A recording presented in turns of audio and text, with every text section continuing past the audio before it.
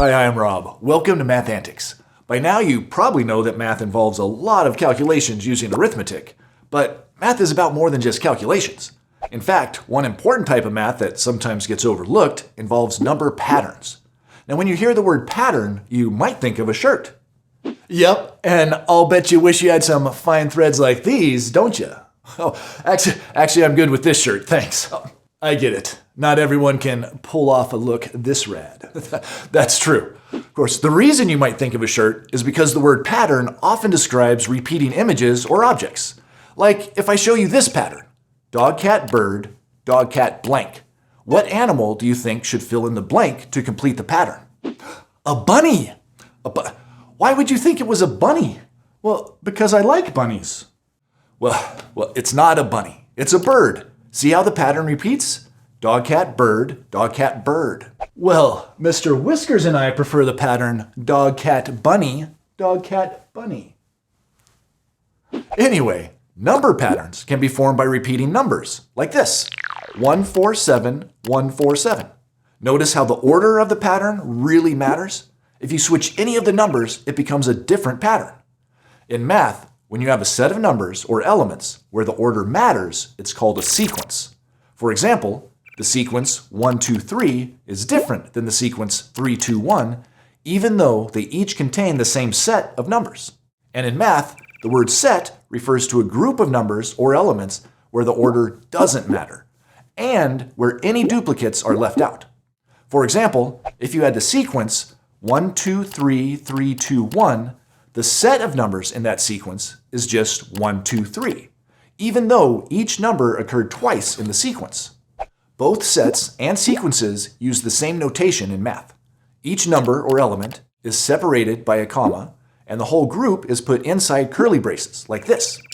Some sequences of numbers repeat, like the sequence 0, 1, 0, 1, 0, 1, but some don't repeat, like the sequence 1, 2, 3, 4, 5, 6. But think about both of those sequences for a second. Right now, each of them contains a limited or finite number of elements. They each have 6. But each of these sequences could be continued forever if we wanted to. We could just keep repeating 0, 1, 0, 1 forever. Or we could just keep counting 7, 8, 9, 10 forever too. In other words, sequences can be finite or they can be infinite. If a sequence or set is finite, it means that you can say there are a specific number of elements in it, like 6 or 20 or 1,000,000. But when something is infinite, it means that no matter how much time you have, you could never finish counting how many elements are in it. You can't give it a specific number, so you just say it goes on forever. Of course, we can't actually write numbers forever on a piece of paper, so we need to use a special notation for infinite sets or infinite sequences. You just put 3 dots at the end of the list to show that it keeps on going forever, like this. The 3 dots are an abbreviation that means the sequence continues in the same way. They can be used in the middle of a sequence to save writing.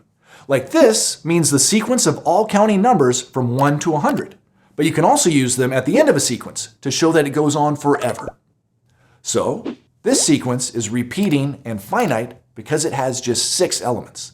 This sequence is non-repeating and finite because it also has just 6 elements. This sequence is repeating and infinite.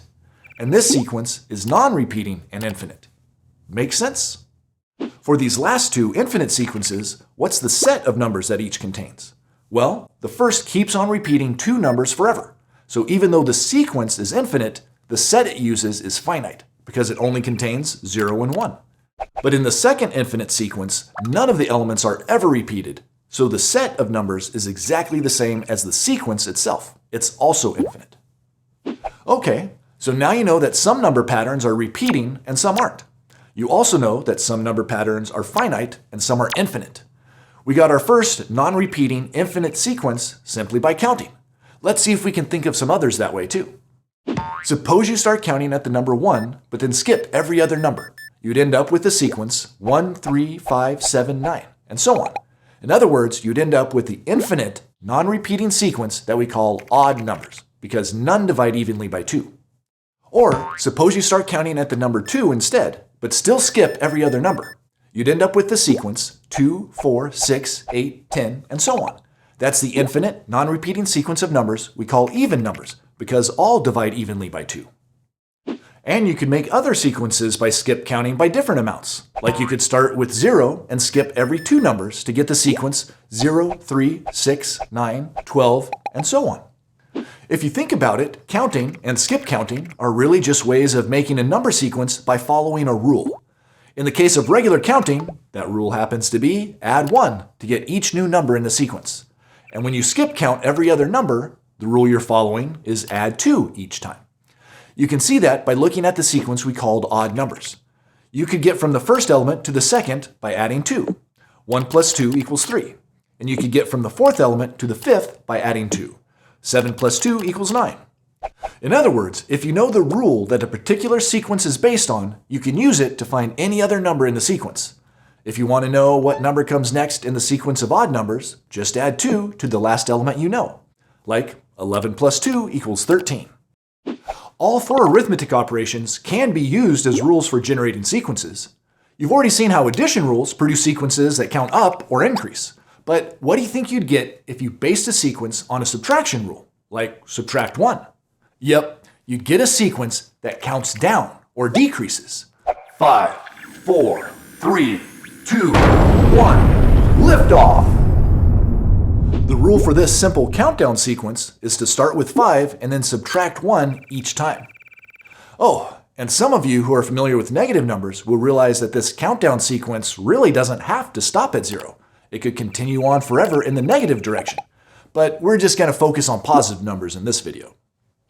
Another example of a subtraction sequence is to start with 50 and use the rule subtract 5. In that case, you'd get 50, 45, 40, 35, 30, and so on. Each element in the sequence is 5 less than the one before it. So it's pretty easy to see how addition and subtraction can be the rule for a sequence, but what about multiplication and division? What number sequence would you get from the rule multiply by 2? Well, if we start with 1 as the first element, the next would be 1 times 2, which is 2. The next would be 2 times 2, which is 4. And the next would be 4 times 2, which is 8.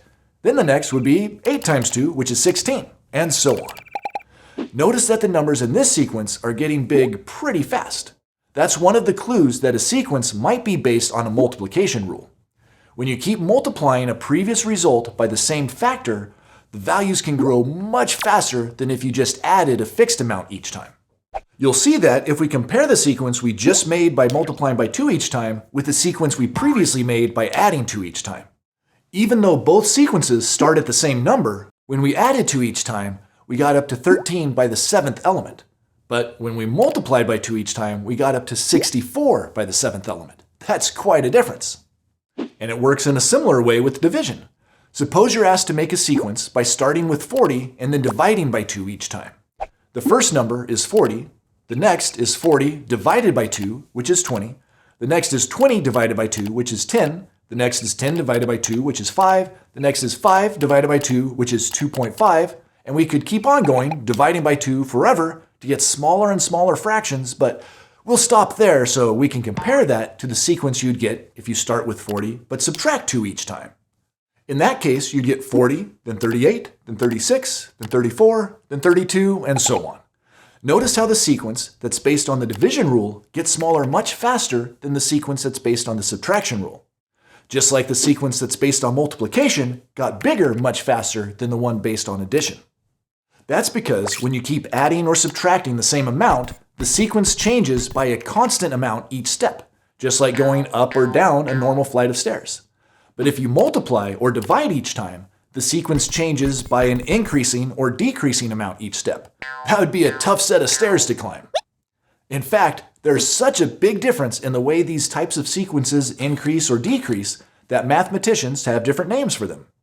Sequences that are based on addition or subtraction rules are called arithmetic sequences, while sequences that are based on multiplication or division rules are called geometric sequences. Those maybe aren't the most intuitive names, but since they've been used for so long, it's important to know what people mean when they say them. Okay, by now you've probably realized that there are lots of different kinds of number sequences and patterns in math. Far too many to cover in just one video. So instead of trying to do that, we're going to end this video with some tips that you can use to figure out if a sequence is based on a simple rule involving addition, subtraction, multiplication, or division. When you're given a sequence, first try to determine if it's repeating or non-repeating.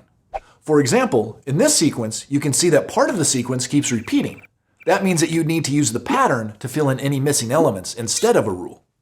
But if the sequence isn't repeating, like this one, the next thing you'd want to check is if the sequence is increasing or decreasing. Not all sequences increase or decrease, but increasing sequences could be based on an addition or a multiplication rule, while decreasing sequences could be based on a subtraction or division rule. This sequence is increasing since each new element is bigger than the one before it. But how can we tell if it's based on an addition or a multiplication rule? To do that, we need to look for either a common difference or a common ratio in the sequence. Here's what that means. Start by picking any two adjacent numbers in the sequence and find the difference between them by subtracting. For example, the difference between 4 and 8 is 4. Then pick any other two adjacent numbers and do the same thing. I'm going to pick the last two. 20 minus 16 is also 4. Are the differences the same? In this case, yes. That means that we have found what's called a common difference for the sequence. The common difference is a constant amount that's either added or subtracted to each new element. Since the common difference here is 4 and the sequence is increasing, that means the rule for this sequence is probably add 4. You can check to make sure all the other elements are following that rule just to be sure. But what if we don't find a common difference for a sequence, like this one? If we take the first two elements and subtract them, we get 4. But if we take the next two elements and subtract them, we get 12. That means that there's not a common difference for this sequence. So it's not based on a simple addition or subtraction rule. But maybe we can find a common ratio instead. Let's see what that means. To find a common ratio, we also take two adjacent pairs of elements, but instead of subtracting them, we divide them. For example, if we take the first two elements and divide them, like this, 6 divided by 2, we get 3. And if we take the next two adjacent elements and divide them, like this, 18 divided by 6, we also get 3. Aha! That's what we call a common ratio. And it means that this sequence is likely based on either a simple multiplication or division rule. Since this is an increasing sequence, we know that the rule is probably multiply by 3. Again, you can double check that on other pairs. So even though not all sequences are based on simple arithmetic rules, checking for a common difference or a common ratio can help you identify the ones that are. Alright, so now you know a little bit about number sequences. You know the difference between a sequence and a set. You know that some sequences repeat while others don't. You know that some sequences are finite while others are infinite. And you know that sequences can be based on arithmetic rules. If a sequence's rule involves adding or subtracting a constant amount each time, that means you've got an arithmetic sequence, and you'll be able to figure out that constant or common difference by subtracting pairs of adjacent numbers. But if a sequence's rule involves multiplying or dividing by the same factor each time, that means that you've got a geometric sequence, and you'll be able to identify its common ratio by dividing pairs of adjacent numbers. We covered a lot in this video, so be sure to rewatch it later if it didn't all sink in the first time. And remember, the best way to get good at math is to practice what you've learned. As always, thanks for watching Math Antics, and I'll see you next time. Learn more at mathantics.com. Mr. Whisker says to like and subscribe.